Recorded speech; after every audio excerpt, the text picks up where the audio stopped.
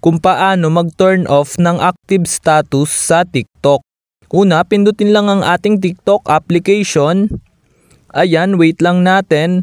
Then ayan, kapag nandito na tayo sa TikTok, then pansinin nyo sa baba ito nakasulat na inbox, which is na ito siya. I-click nyo lang siya.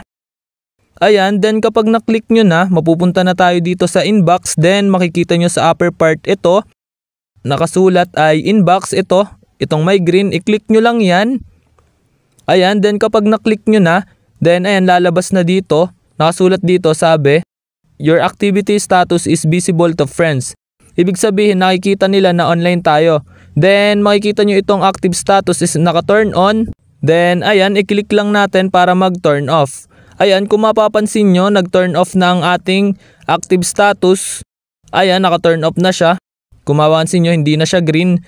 Ayun, ganun lang naman kadali mag-turn off ng active status dito sa TikTok.